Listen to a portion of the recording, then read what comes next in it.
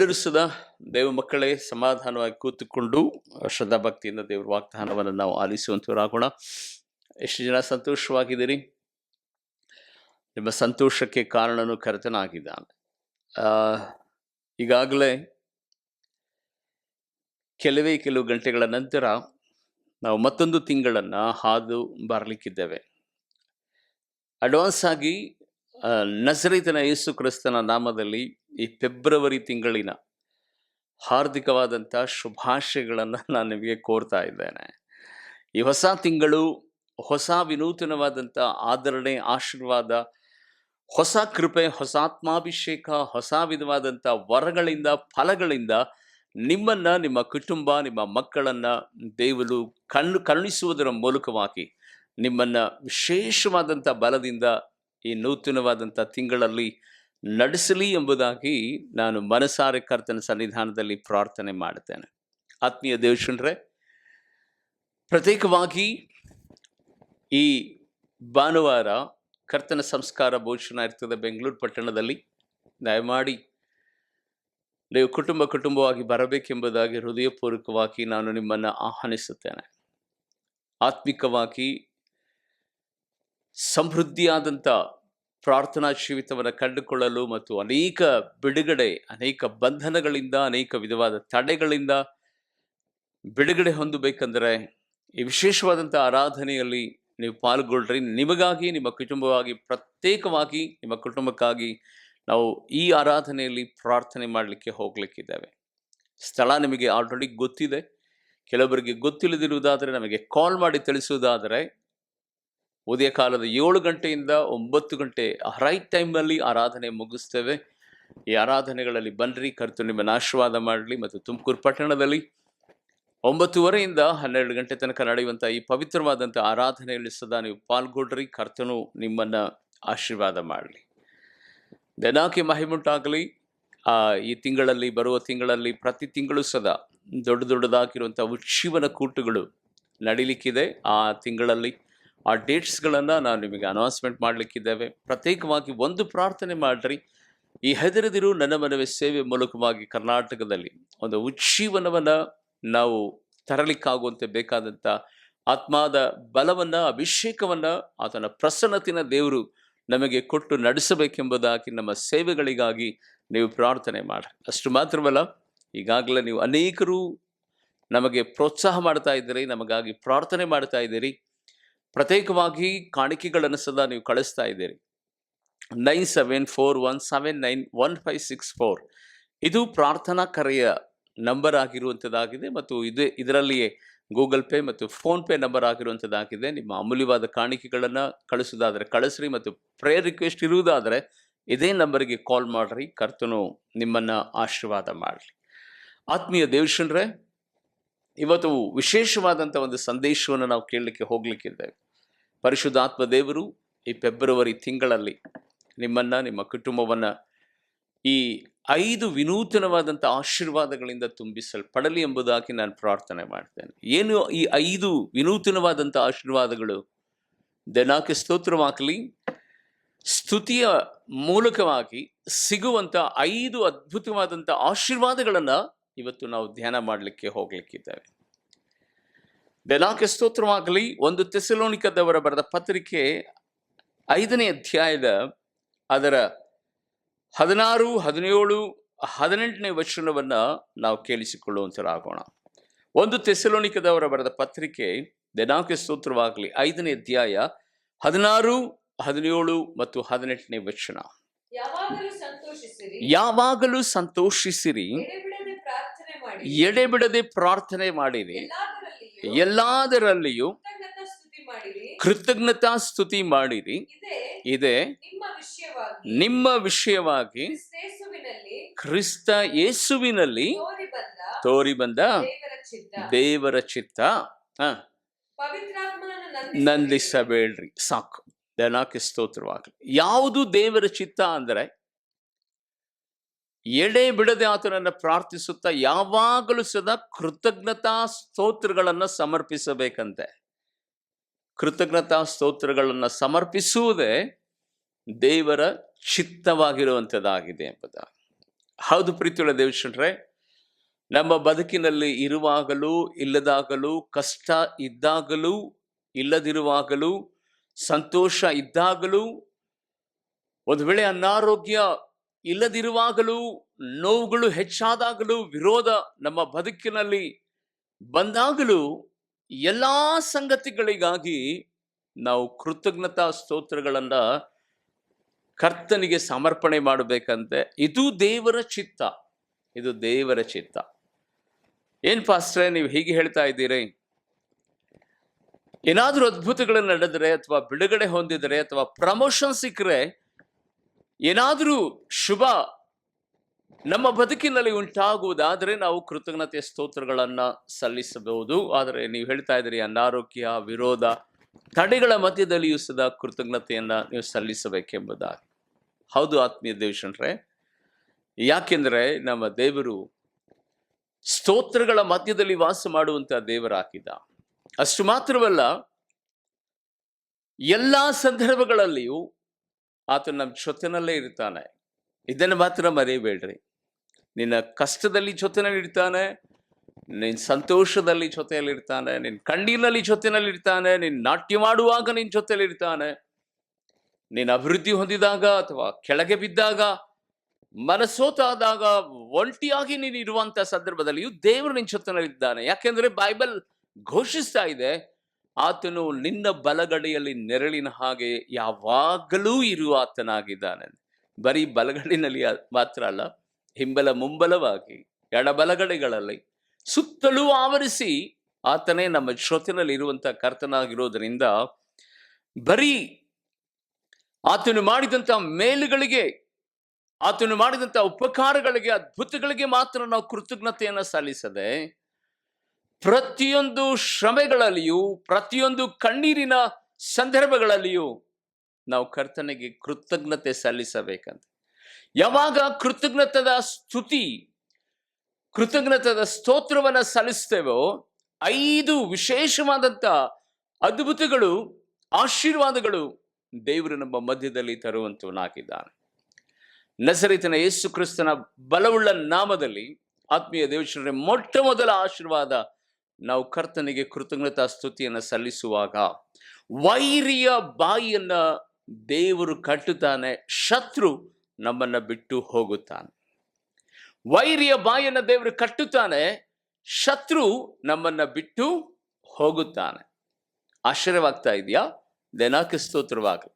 ನಾವು ಸ್ತುತಿಸುವಾಗ ಶತ್ರುವಿನ ಬಾಯಿಯನ್ನ ದೇವರು ಕಟ್ಟಿ ಹಾಕ್ತಾನೆ, ಮತ್ತೆ ನಮ್ಮಿಂದ ಆತನು ಓಡಿ ಹೋಗುವಂತನಾಗಿಲ್ಲ. ನಾವು ಸ್ತುತಿಸುವಾಗ ಎರಡನೇ ಒಂದು ಸಂಗತಿ ಏನಾಗ್ತದೆ ಗೊತ್ತಾ? ನಮ್ಮ ಶತ್ರು ಓಡಿ ಹೋಗ್ತಾನೆ, ನಮ್ಮ ಮಿತ್ರನು ನಮ್ಮ ಹತ್ತಿರ ಬರ್ತಾನೆ. ಆ ಮಿತ್ರನು ಯಾರಂತ ಗೊತ್ತಾಯ್ತಾ? ಆ ಮಿತ್ರನು ಬೇರೆ ಯಾರಲ್ಲ, ನಾನು ನೀನು ಆರಾಧಿಸುವಂತ యేసయ్ಯ ನಮ್ಮ ಮಿತ್ರನಾಗಿದ್ದ. ಸ್ತುತಿಸುವಾಗ ಆತನು ಹತ್ತಿರ ಬರ್ತಾನೆ, ನಾವು ಸ್ತುತಿಸುವಾಗ ನಮ್ಮ ಶತ್ರು ನಮ್ಮನ್ನ ಬಿಟ್ಟು ದೂರ ಹೋಗುತ್ತಾನೆ. ಹೌದು, ಕರ್ತನ ಸನ್ನಿಧಾನದಲ್ಲಿ ದೇನಾಕ್ಕೆ ಸ್ತೋತ್ರವಾಗಲಿ. ಯಾವಾಗ ನಾವು ಕರ್ತನನ್ನ ಸ್ತುತಿಸುವುದಕ್ಕೆ ಪ್ರಾರಂಭ ಮಾಡುತ್ತೇವೋ, ಶತ್ರು ತಂದೊಡ್ಡುವಂತ ಎಲ್ಲಾ ವಿಧವಾದಂತ ತಡೆಗಳನ್ನ ಹೊತ್ತುಕೊಂಡು ಆತನು ನಮ್ಮನ್ನ ಬಿಟ್ಟು ದೂರ ಓಡಿ ಹೋಗ್ತಾನೆ.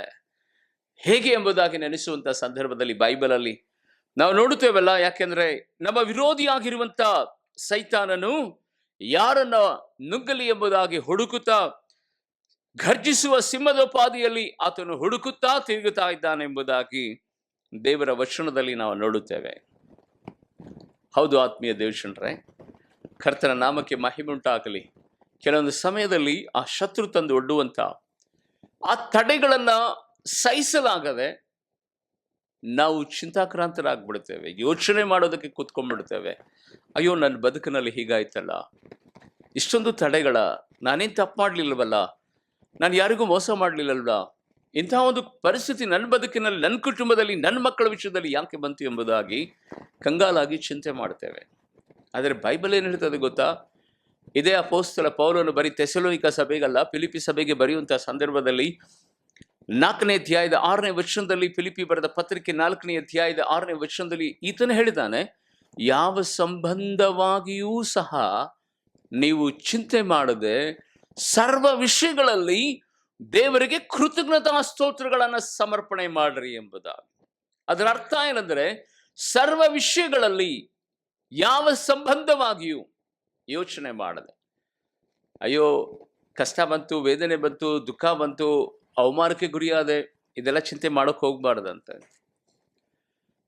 ಆತ್ಮೀಯ ದೇವಶನರೇ, ನಮ್ಮ ಬದುಕಿನಲ್ಲಿ ಏನೇ ಆದರೂ ಸದಾ ನೀನು ತಿಳಿದುಕೊಳ್ಬೇಕಾದಂಥ ಪ್ರಾಮುಖ್ಯವಾದ ಸಂಗತಿ ಏನಂದರೆ, ಆಗೋದೆಲ್ಲ ಒಳ್ಳೆಯದಕ್ಕೆ, ಆಗೋದೆಲ್ಲ ಒಳ್ಳೆಯದಕ್ಕೆ. ಯಾವಾಗ ಈ ಮನಸ್ಥಿತಿ ನಿನ್ನ ಒಳಗಡೆ ಬರ್ತದೋ, ಯಾವಾಗ ಈ ಮನಸ್ಥಿತಿ ಒಳಗಡೆ ಬಂದು ನಿನ್ನ ಮನಸ್ಸು ಹೃದಯಾಂತರಾಳದಿಂದ ಸರ್ವ ವಿಷಯಗಳಲ್ಲಿ ಕರ್ತನಿಗೆ ಸ್ತೋತ್ರ ಮಾಡುವುದಕ್ಕೆ ಪ್ರಾರಂಭ ಮಾಡ್ತದೋ, ಆ ವೇಳೆಯಲ್ಲಿ ಏನಾಗುತ್ತೆ ಗೊತ್ತಾ? ಅದಕ್ಕೆ ಸ್ತೋತ್ರವಾಗಲಿ.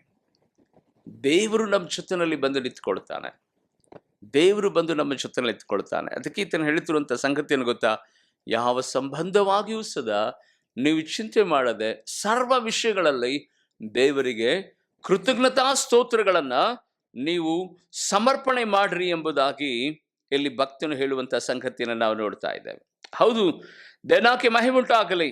ನನ್ನ ನಿನ್ನ ಬದುಕಿನಲ್ಲಿ ಯಾವಾಗ ಅದ್ಭುತಗಳು ನಡೀತದೋ ಅವಾಗ ಮಾತ್ರ ಕೃತಜ್ಞತಾ ಸ್ತೋತ್ರಗಳನ್ನು ಸಲ್ಲಿಸದೆ ಪ್ರತಿಯೊಂದು ಹಂತಗಳಲ್ಲಿ ಸದಾ ನಾವು ಕರ್ತನಿಗೆ ಸ್ತೋತ್ರಗಳನ್ನು ಸಮರ್ಪಿಸುತ್ತಲೇ ಇರಬೇಕಂತೆ.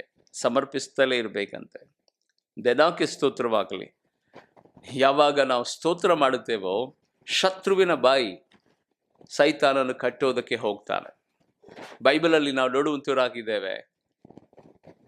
ದಾನಿಯೇಲನ ಪ್ರವಾದನೆ ಗ್ರಂಥ 6ನೇ ಅಧ್ಯಾಯದ 10ನೇ ವಚನವನ್ನು ನಾವು ಗಮನಿಸುವಂತ ಸಂದರ್ಭದಲ್ಲಿ, ದಾನಿಯೇಲನು ಬ್ಯಾಬಿಲೋನ್ ಸಂಸ್ಥಾನದಲ್ಲಿ ಬಹಳ ಪ್ರಾರ್ಥನಾ ಪರನಾಗಿರುವಂತಹ ವ್ಯಕ್ತಿ. ಆತನೇನು ತಪ್ಪೇ ಮಾಡಿರಲ್ಲ, ಯಾರಿಗೂ ಸದಾ ಹಿಂಸೆ ಕೊಟ್ಟಿರಲ್ಲ, ಯಾರ ಆಸ್ತಿನೋ ಆತನು ಕಸ್ಕೊಂಡಿರಲ್ಲ. ಅಂತ ಪ್ರಾರ್ಥನಾ ಮಾಡುವಂತಹ ವ್ಯಕ್ತಿ 6ನೇ ಅಧ್ಯಾಯದ 10ನೇ ವಚನದಲ್ಲಿ ನಾವು ನೋಡುವಂತಹ ಸಂದರ್ಭದಲ್ಲಿ ಆ ವಚನ ಓದಿಕೊಳ್ಳೋಣ. ಶಾಸನಕ್ಕೆ ರುಜುವಾದದ್ದು ದಾನಿಯೇಲನಿಗೆ ತಿಳಿದಾಗ ಅವನು ತನ್ನ ಮನೆಗೆ ಹೋಗಿ ಯೆರೂಸಲೇಮಿನ ಕಡೆಗೆ ತನ್ನ ಮಹಡಿಯ ಕೋಣೆಗಳಲ್ಲಿ ಯಥಾ ಪ್ರಕಾರ ದಿನಕ್ಕೆ ಮೂರಾವರ್ತಿ ಮೊಣಕಾಲೂರಿ ಹಲ್ಲೆಲೂಯಾ, ದನಕ್ಕೆ ಸ್ತೋತ್ರ, ಯಥಾ ಪ್ರಕಾರವಾಗಿ ಪ್ರಾರ್ಥನೆ ಮಾಡಿ ಸ್ತೋತ್ರ ಸಲ್ಲಿಸಿದನು. ಆತ್ಮೀಯ ದೇವಜನರೇ, ಎಲ್ಲಾ ವಿಷಯಗಳಲ್ಲಿ ಕರ್ತನಿಗೆ ಕೃತಜ್ಞತಾ ಸ್ತೋತ್ರ ಮಾಡ್ರಿ, ಇದು ದೇವರ ಚಿತ್ತ.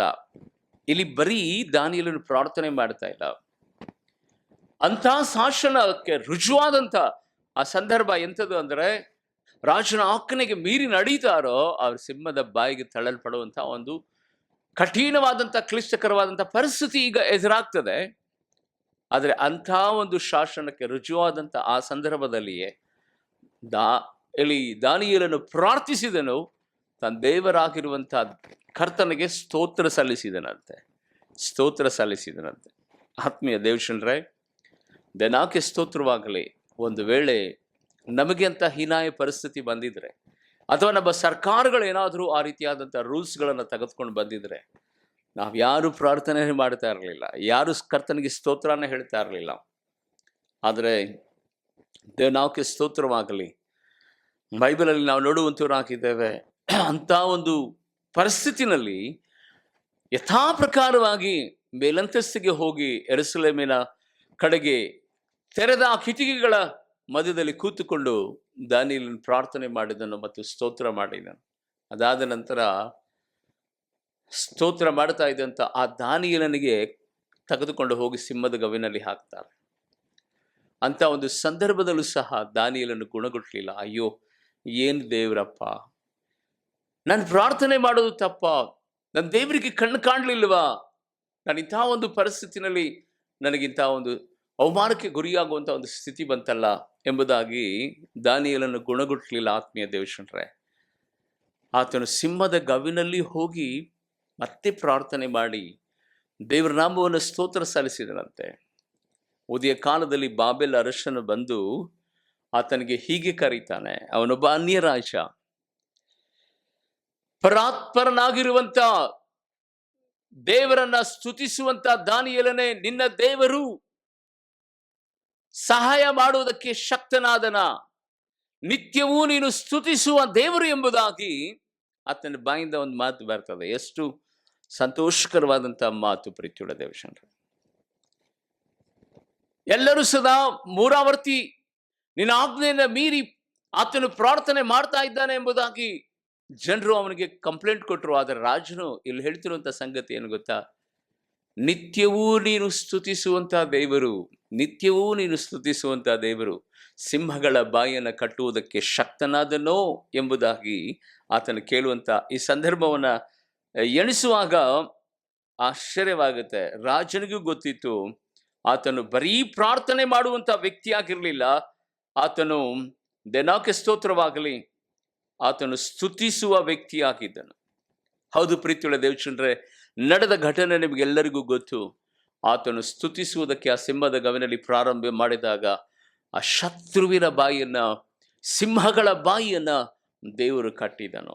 ನಜರೇತಿನ ಯೇಸುವಿನ ನಾಮದಲ್ಲಿ ಮೊಟ್ಟ ಮೊದಲು ಈ ಫೆಬ್ರವರಿ ತಿಂಗಳಲ್ಲಿ ನಿಮ್ಮ ವಿರೋಧಿಯಾಗಿರುವಂತಹ ಸೈತಾನನು ಮಾತ್ರವಲ್ಲ, ನಿಮ್ಮ ವಿರೋಧವಾಗಿ ಯಾರ್ಯಾರನ್ನ ಎಬ್ಬರಿಸಿದಾನೋ, ಯಾರ್ಯಾರು ಇವತ್ತು ನಿಮ್ಮ ವಿರೋಧಿಗಳಾಗಿ ಮಾರ್ಪಟ್ಟಿದ್ದಾರೋ, ನಜರೇತಿನ ಯೇಸುವಿನ ನಾಮದಲ್ಲಿ ಆ ವಿರೋಧಿಗಳಿಗಾಗಿ ಕರ್ತನಿಗೆ ನಿನ್ನ ಸ್ತುತಿ ಸ್ತೋತ್ರಗಳನ್ನು ಸಲ್ಲಿಸುವುದಾದರೆ ಅವರ ಬಾಯಿಗಳನ್ನ ಈ ಫೆಬ್ರವರಿ ತಿಂಗಳಲ್ಲಿ ದೇವರು ಕಟ್ಟುವಾತವನಾಗಿದ್ದಾನೆ.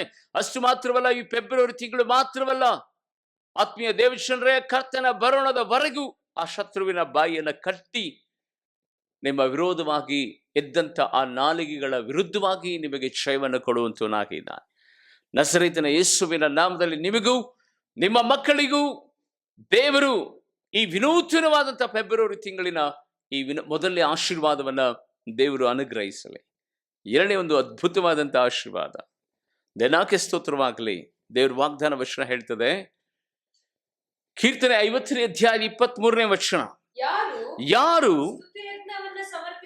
ಸ್ತುತಿ ಯಜ್ಞವನ್ನ ಸಮರ್ಪಿಸುತ್ತಾರೋ ಅವರೇ ನನ್ನನ್ನು ಗೌರವಿಸುವವರು, ತಮ್ಮ ನಡತೆಯನ್ನು ಸರಿಪಡಿಸಿಕೊಳ್ಳುವವರಿಗೆ ತನ್ನ ವಿಶೇಷವಾದಂತ ರಕ್ಷಣೆಯನ್ನು ತೋರಿಸುವೆನೆಂಬುದಾಗಿ.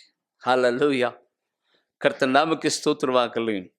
ಸ್ತುತಿಯ ಮೂಲಕವಾಗಿ ಸಿಗುವಂತ ಮೊಟ್ಟ ಮೊದಲನೇ ಆಶೀರ್ವಾದ ದೆನಾಕೆ ಸ್ತೋತ್ರವಾಗಲಿ, ಶತ್ರು ಬಾಯಿಯನ್ನು ದೇವರು ಕಟ್ಟುವಂತನಾಗಿದ್ದಾನೆ. ಎರಡನೇ ಒಂದು ಆಶೀರ್ವಾದ, ಯಾರು ಸ್ತುತಿ ಯಜ್ಞವನ್ನು ಸಮರ್ಪಿಸ್ತಾರೋ ಅವರೇ ನನ್ನನ್ನು ಗೌರವಿಸ್ತಾರೆ, ಅವರಿಗೆ ನನ್ನ ವಿಶೇಷವಾದಂಥ ರಕ್ಷಣೆಯನ್ನು ಕೊಡುತ್ತೇನೆ ಎಂಬುದಾಗಿ. ಸ್ತುತಿಸುವಾಗ ಶತ್ರು ಬಾಯಿ ಕಟ್ಟಲ್ಪಡ್ತದೆ, ಅವನು ನಮ್ಮನ್ನು ಬಿಟ್ಟು ಹೋಗ್ತಾನೆ. ರಕ್ಷಣೆ ಕೊಡುವಾತನು ಯಾರು? ಯಾರೀ ರಕ್ಷಣೆ ಕೊಡುವಾತನು? ರಕ್ಷಣೆ ಕೊಡುವಾತನು ನಜರೇತಿನ ಯೇಸಯ್ಯ. ಆತನು ನಮ್ಮ ಮಧ್ಯದಲ್ಲಿ ಬರ್ತಾನೆ. ಸ್ತುತಿಸುವಾಗ ನಮ್ಮ ಮಿತ್ರನಾಗಿರುವಂಥ ಯೇಸಯ್ಯ ಆತನು ನಮ್ಮ ಮಧ್ಯದಲ್ಲಿ ಬರ್ತಾನೆ. ನಿನ್ನ ಸ್ತುತಿ ಯಾಗವಾಗಿ ಮಾರ್ಪಡಬೇಕೆಂಬುದಾಗಿ ದೇವರು ಇಷ್ಟಪಡ್ತಾನೆ. ಯಾಗ ಅಂದ್ರೆ ಏನು ಗೊತ್ತಾ? ಯಜ್ಞ ಅಂದ್ರೆ ಏನು ಗೊತ್ತಾ? ಬಲಿ ಯಾಗುವುದು, ಬೆಂಕಿಗೆ ಆಹುತಿಯಾಗುವಂತ ಒಂದು ಪರಿಸ್ಥಿತಿ ಅಥವಾ ದಹನ ಬಲಿ, ಇಂಥ ಸಂಗತಿಗಳಿಗೆ ಯಾಗ ಎಂಬುದಾಗಿ ಕರೀತಾರೆ. ನಮ್ಮನ್ನೇ ನಾವು ಪರಿಪೂರ್ಣವಾಗಿ ಯಾಗವಾಗಿ ಕರ್ತನಿಗೆ ಸಮರ್ಪಣೆ ಮಾಡುವುದು, ಪರಿಶುದ್ಧವಾದಂಥ ಜೀವಿತವನ್ನು ನಡೆಸುವಂಥದ್ದು, ನಡತೆಗಳನ್ನು ಸರಿ ಮಾಡಿಕೊಳ್ಳುವುದು. ಬೈಬಲ್ ಹೇಳಿದಲ್ಲ, ರೋಮಾಪುರದವರ ಬರೆದ ಪತ್ರಿಕೆ 12ನೇ ಅಧ್ಯಾಯದ 1ನೇ ವಚನವನ್ನ ನೋಡುವಾಗ, ಸಹೋದರರೇ, ದೇವರ ಕನಿಕರವನ್ನು ನೆನಪಿಗೆ ತಂದುಕೊಂಡು ನಿಮ್ಮನ್ನ ಕೇಳಿಕೊಳ್ಳುವುದೆಂದ್ರೆ ನಿಮ್ಮ ದೇಹಗಳನ್ನೇ ದೇವರಿಗೆ ಮೆಚ್ಚಿಸಲಾಗಿಯೂ ಮೆಚ್ಚುಗೆಯಾಗಿರುವಂತಹ ಸಜೀವ ಯಜ್ಞವಾಗಿ ಸಮರ್ಪಿಸಿರಿ. ಅದೇ ದೇವರಿಗೆ ವಿವೇಕಪೂರ್ವಕವಾದಂಥ ಆರಾಧನೆ. ಇದೇ ದೇವರ ಚಿತ್ತ, ಇದು ದೇವರ ಚಿತ್ತ. ಆತ್ಮೀಯ ದೇವಜನರೇ, ಯಾವಾಗ ನಾವು ಕರ್ತನಿಗೆ ಮನಸ್ಸಾರೆ ಯಥಾರ್ಥತೆಯಿಂದ ಕರ್ತನಿಗೆ ಕೃತಜ್ಞತಾ ಸ್ತೋತ್ರದ ಜೊತೆಯಲ್ಲಿ ಸ್ತುತಿ ಯಜ್ಞಗಳನ್ನು ಸಮರ್ಪಿಸ್ತೇವೋ ಆತನೇ ಬರ್ತಾನೆ. ಈ ಲೋಕದಲ್ಲಿ ಯಾರೂ ಸದಾ ಮುಟ್ಟದ ರೀತಿಯಲ್ಲಿ ಪರಲೋಕದ ಸಂರಕ್ಷಣೆಯನ್ನ ನನಗೂ ನಮ್ಮ ಕುಟುಂಬಕ್ಕೂ ನಮಗಿರುವಂಥ ಸ್ವಾಸ್ಥ್ಯಕ್ಕೂ ಆತನೇ ಆಧಾರನಾಗಿದ್ದುಕೊಂಡು ನಮ್ಮನ್ನ ಸಂರಕ್ಷಿಸಿ ಆತನು ನಡೆಸುವಂತವನಾಗಿದ್ದಾನೆ. ನಡೆಸುವಂತವನಾಗಿದ್ದಾನೆ. ಕರ್ತನ ಸನ್ನಿಧಾನದಲ್ಲಿ ಆತ್ಮೀಯ ದೇವಜನರೇ, ಮೂರನೇ ಒಂದು ವಿಶೇಷವಾದಂಥ ಆ ಸ್ತುತಿಯ ಮೂಲಕವಾಗಿ ಬರುವಂಥ ಒಂದು ಕಾರ್ಯವನ್ನ ನಾವು ಗಮನಿಸುವಂಥ ಸಂದರ್ಭದಲ್ಲಿ ಬೈಬಲ್ ಘೋಷಿಸುತ್ತದೆ, ದೆನಾಕೆ ಮಹಿಮುಂಟಾಗಲಿ. ಒಂದು ವಚನವನ್ನು ನಾವು ಓದಿ ಕೇಳಿಸಿಕೊಳ್ಳುವಂತರಾಗೋಣ.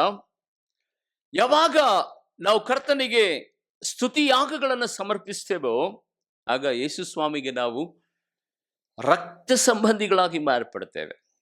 ಇದೆಂಥ ದೊಡ್ಡ ಆಶೀರ್ವಾದ ನೋಡ್ರಿ.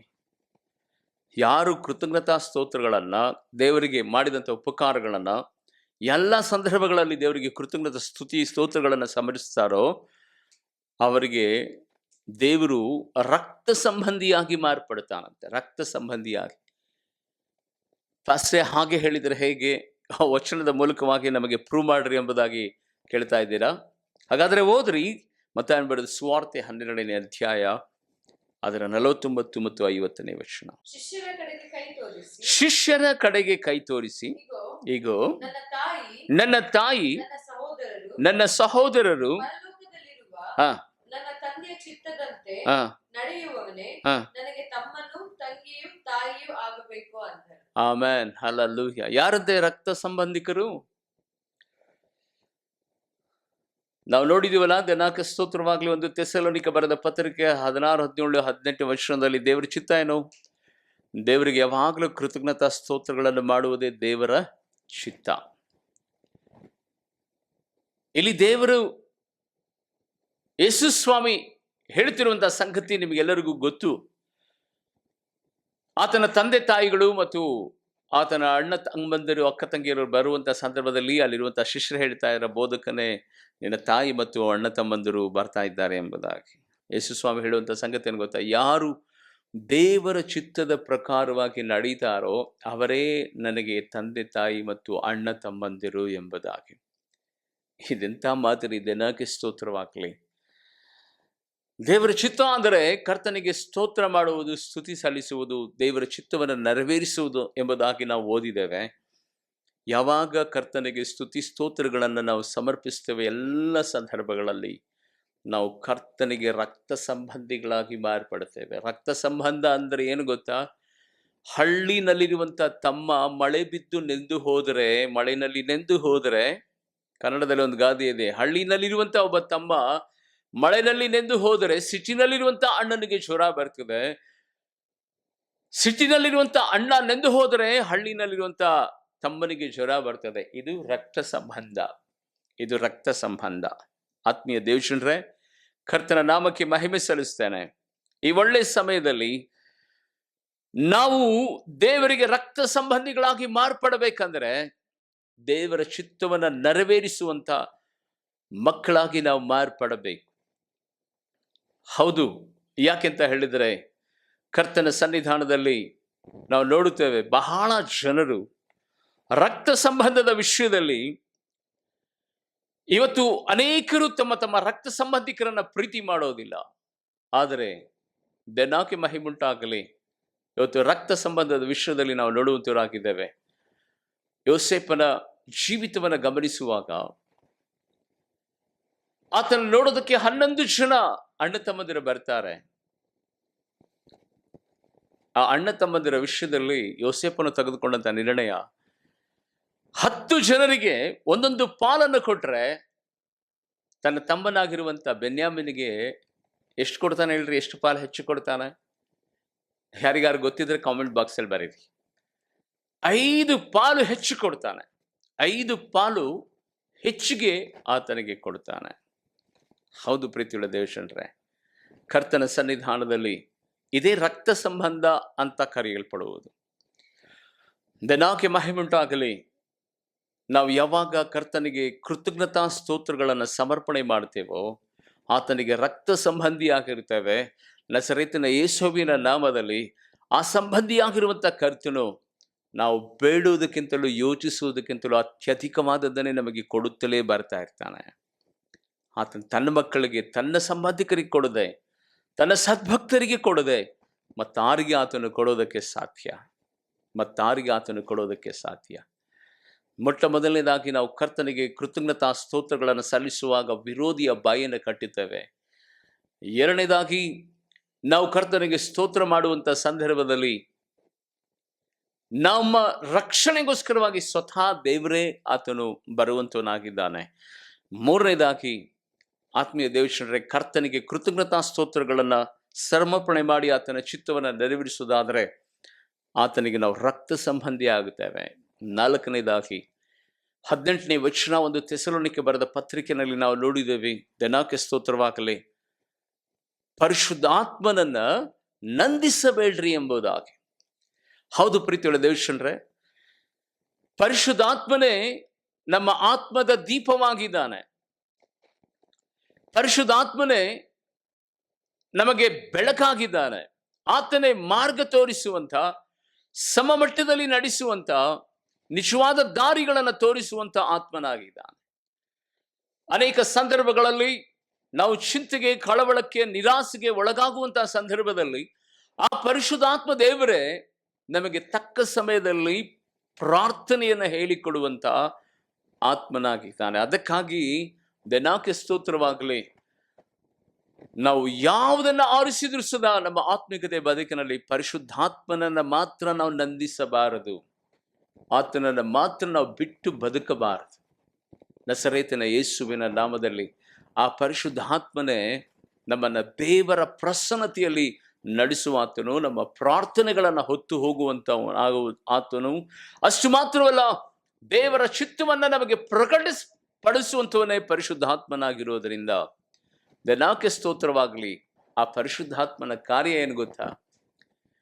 ನೀವು ಯಾವಾಗ ಸೋತು ಹೋಗ್ತೀರೋ, ಯಾವಾಗ ಬಲಹೀನರಾಗ್ತೀರೋ, ಯಾವಾಗ ನಮಗೆ ಏನು ಬೇಡ ಎಂಬುದಾಗಿ ನೀವು ಅಂದುಕೊಳ್ತೀರೋ, ನಿರಾಸೆ ನಿಸ್ಪೃಹದಿಂದ ನಿಮ್ಮ ಜೀವಿತವನ್ನು ನಡೆಸ್ತೀರೋ, ಆ ಸಂದರ್ಭದಲ್ಲಿ ಬಂದು ನಿಮ್ಮನ್ನು ಎಂಕರೇಜ್ ಮಾಡುವ ಆತನೇ ಪರಿಶುದ್ಧಾತ್ಮನಾಗಿದ್ದಾನೆ. ಪರಿಶುದ್ಧಾತ್ಮನಾಗಿದ್ದಾನೆ. ದೆನಾಕೆ ಸ್ತೋತ್ರವಾಗಲಿ. ಬೈಬಲಲ್ಲಿ ನಾವು ನೋಡುವಂತರಾಗಿದೆ, ದೆನಾಕೆ ಸ್ತುತಿಯಾಗಲಿ. ಯೋಬನ ಶ್ರುತದಲ್ಲಿ ಎಲ್ಲವನ್ನ ಕಳೆದುಕೊಂಡಂತ ಆ ಸಂದರ್ಭದಲ್ಲಿ ಸದಾ ಆತನು ಹೇಳುವಂತ ಸಂಗತಿ ಏನು ಗೊತ್ತಾ? ನಾನು ಆರಾಧಿಸುವಂತ ದೇವರು ಆತ್ಮಸ್ವರೂಪನಾಗಿದ್ದಾನೆ ಅಂತಾನೆ. ಆತನು ಆತ್ಮಸ್ವರೂಪನಾಗಿದ್ದಾನೆ.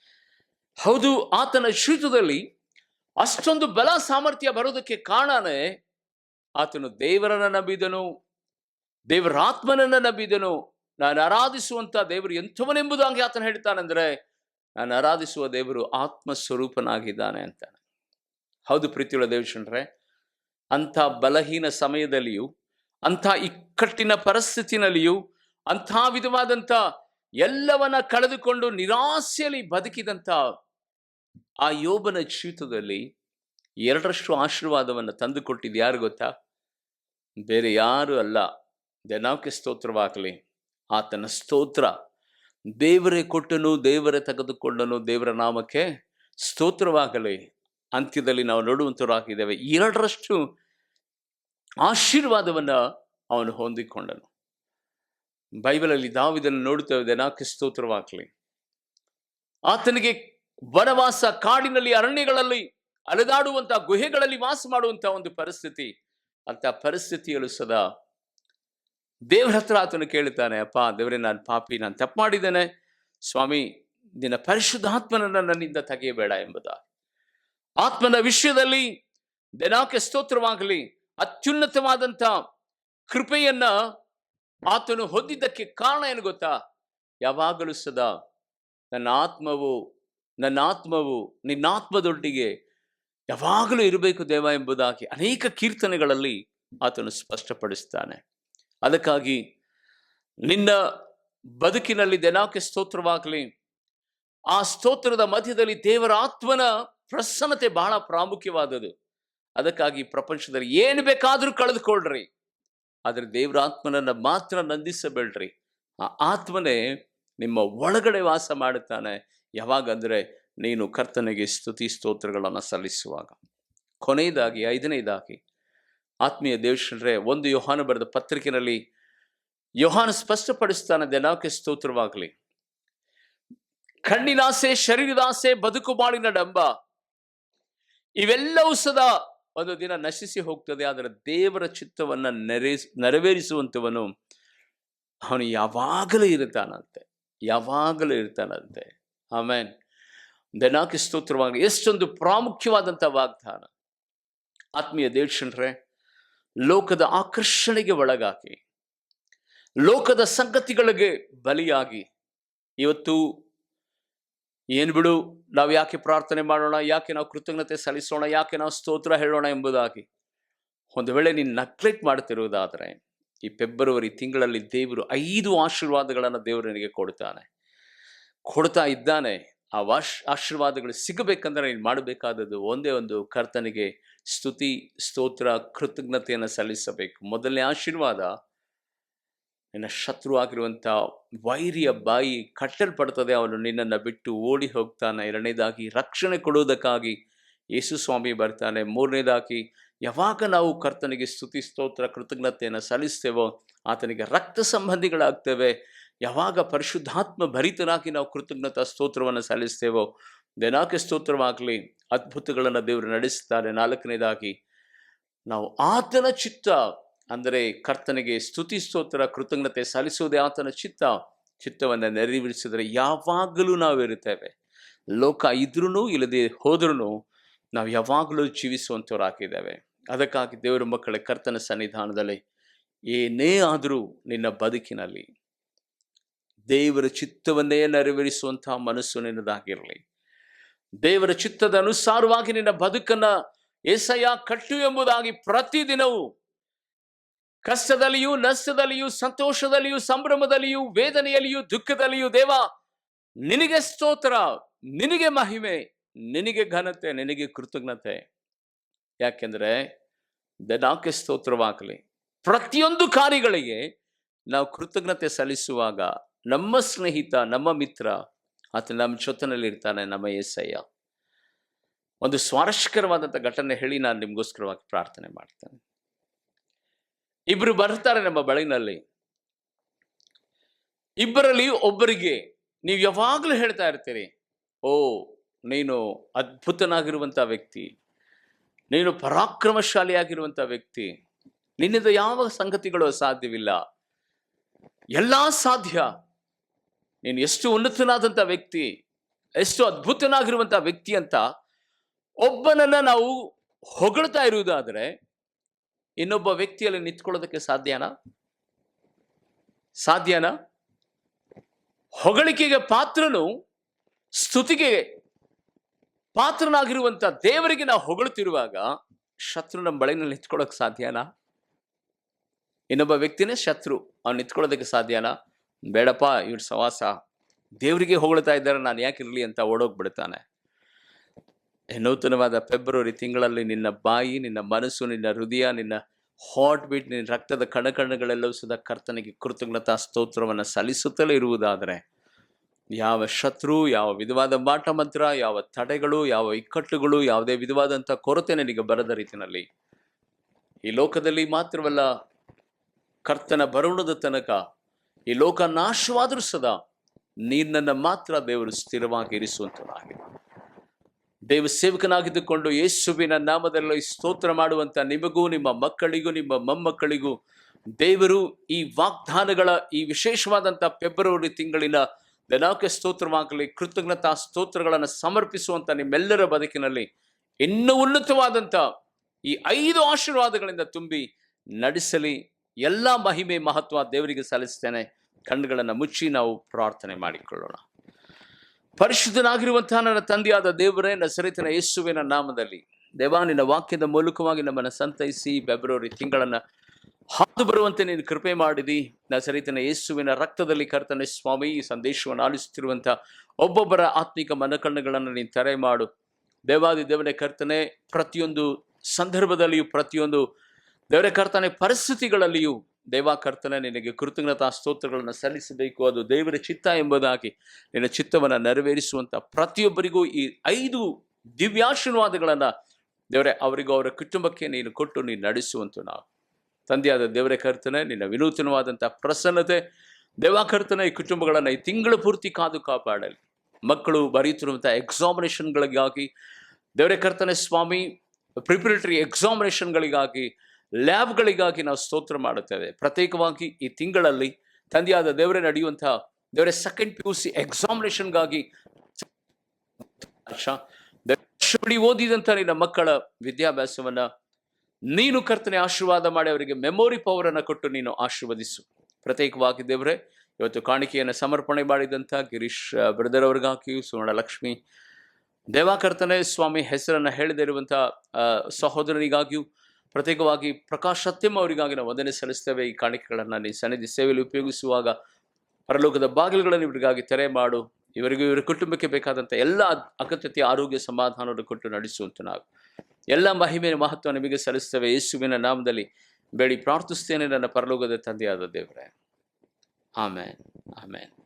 Price the lord, praise the lord.